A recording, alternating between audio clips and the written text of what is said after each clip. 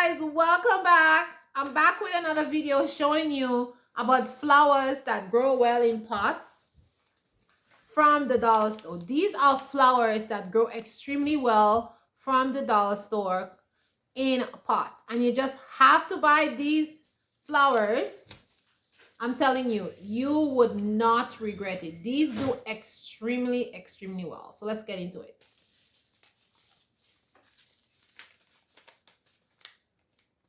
So the first one is the Shasta daisy. Guys, the Shasta daisies are so beautiful. You can use them for cut flowers. You can just plant them in pots. You can plant them in your flower bed. But just be careful because the Shasta daisy, it spreads. And if you plant the Shasta daisy inside one bed, it will take over the entire bed. And for you to get rid of them, you have to pull them out in spring when the ground is soft.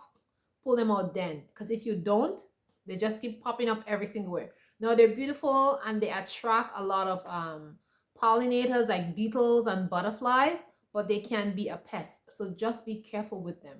And this is very easy to germinate. All you have to do is sprinkle it in the area that you want, and you'll just see them coming up, and they never leave.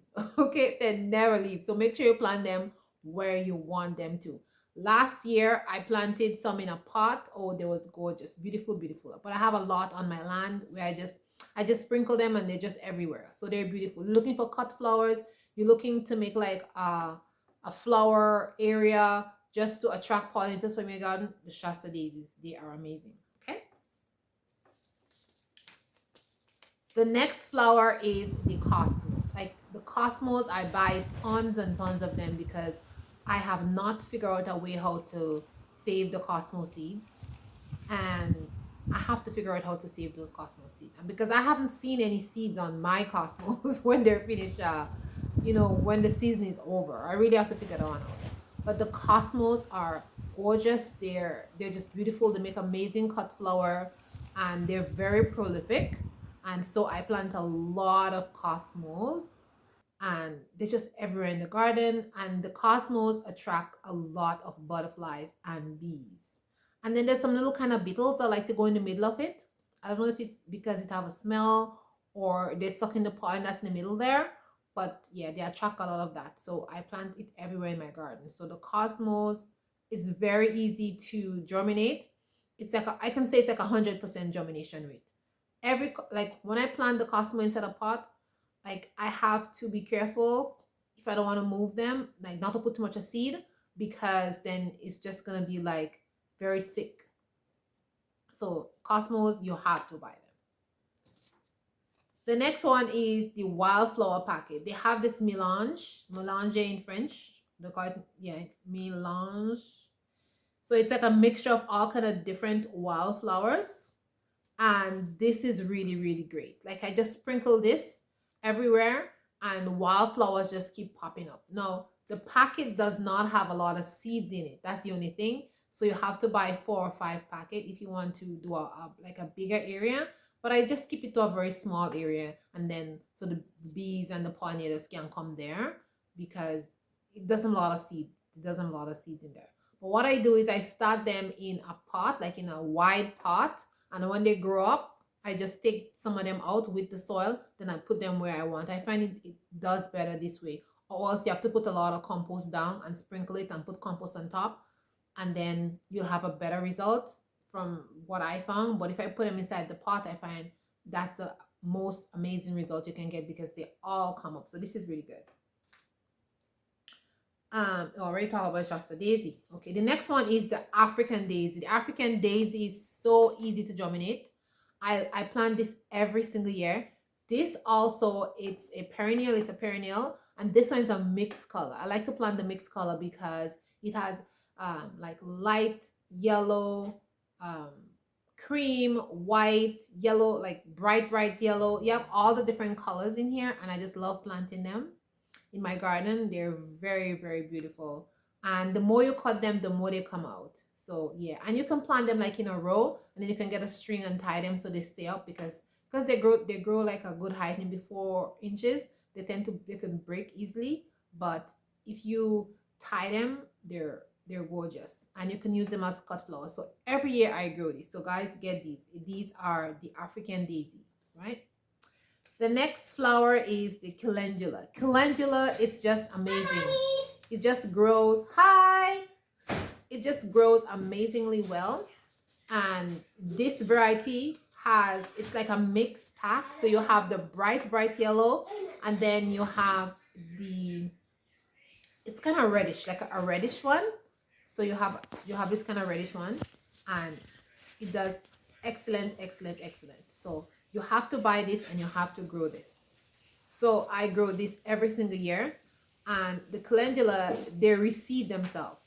So once the flower come out and it dries up, it drops seeds. So you don't even have to worry about planting them the next year. The same bed that I plant the calendula in, the next year a ton of them come up. And so what I do is I just transplant them to another place where I want them. So the calendula, you can just buy like one packet just one time and you'll have tons of calendula. Every year I save loads and loads of calendula seeds, but I just keep buying them because sometimes I worry that the seed are not going to be good. So I always buy one or two packets. But honestly, the calendula seed that I save, they always germinate. So I don't know why I keep buying just at my own, I think, just my own peace of mind. But I always buy one or two packets just in case. Yeah. The next flower is the sunflower. This sunflower is so nice. It's a shorter sunflower. It's not tall at all, but it's like a mixed variety. And just what you see on the packet, that is exactly what comes up. The only thing about this sunflower is sometimes it takes a long time to germinate. I don't know why. Sometimes like it just takes a long time to germinate. So it depends on the package. I think it depends. It depends on what you get. But once you get them to germinate, the flowers are really nice, and it has the red one, it has the yellow one, but it's low down and it makes a lot of flowers. It makes a lot, not like other variety of sunflower. Sometimes you just have two or three flowers, and this one makes a lot, like 5, 6, and it keep putting out branches. So I like this one. It's very pretty. So I grow this one too, every single year. And I always buy one or two packets every year just in case my seed doesn't germinate. I have a packet, so I always do that. The next one is the nasturtium. I love nasturtium, and every year I grow them. I eat the leaves, I eat the flowers. I make tea with them. The tea is very tangy. I just love it. It contains a very high amount of vitamin C.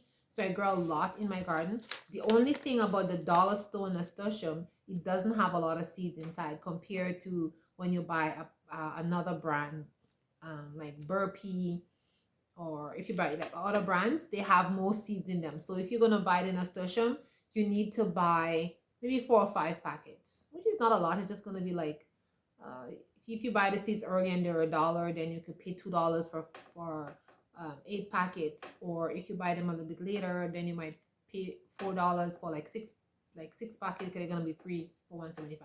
But anyways, you have to buy more because like one doesn't really do it. Like it doesn't a lot of seeds. I can check the seeds here. Maybe how about, I don't know, 10 seeds inside here. It's just right at the corner here. It doesn't a lot of seeds.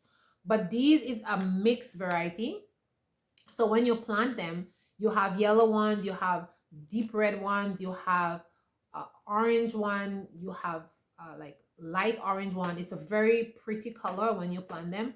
And these ones, the leaves are very large and they run. They're like vining and they're very pretty. So I like to plant them so they can vine on something, and just it's easy to pick like that. And yeah, so they do really well, and the flowers are big, and you can use them for tea. You can put them in your salad, whatever you want to do with them. But these are great. So the nasturtiums, you have to get them. Now this flowers is called baby breath, and I love the baby breath, and I grow it successfully in my garden, but you have to plant it outside. If you plant it inside, like you plant it from now because you want it to, to get a little bit bigger before you plant it outside, it's a hit and miss. When you plant it outside, it does not like transplant. It goes to transplant shock and it doesn't do well. But if you seed it outside when the weather is warm, oh, these are so beautiful. These are so gorgeous. And these are baby's breath. And you can also pick them for a wildflower. And once they come up and they flower, it's just very, very pretty. It has a lot of flowers like on one branch, so it's really nice. But just remember, do not um, germinate them indoors because they do not do well. It's just going to be a waste of your seed. You have to germinate them outside, or if you have a greenhouse where it's nice and warm. They like warm soil and warm temperatures, and they do extremely well. And when you plant them in your garden, you'll never regret it, because these ones, they grow wide and they attract a lot of pollinators, especially butterflies. And I find like the white butterflies that goes to your cabbage, they like this baby's breath and they tend to go to it. So if you planting cabbage, plant baby's breath, because the butterflies, they will go to the baby's breath instead of bothering your cabbage. So guys, these are all the flowers. So these are all the dollstone flowers that I can say tried and true, they are going to do excellent, because I have been growing them for the past couple of years and they are amazing and they do well and you don't have a problem. And these ones, you can plant them in pots. They do really well in pots, as well as just planting them in a flower bed, or even just planting them on the ground if you don't have beds, and you just using just you just plant them on the ground, right? You just you didn't make like raised beds, sorry, like raised beds. So you can plant them in raised beds, as well as just if you make beds that are not raised bed but they're just earthen beds, you can just plant them there. They will do very, very well also.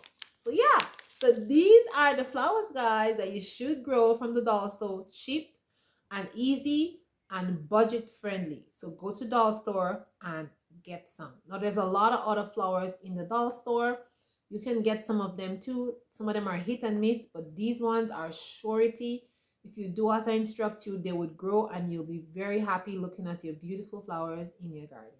So thanks for watching, and I'll see you in the next video. Ciao, ciao, my loves.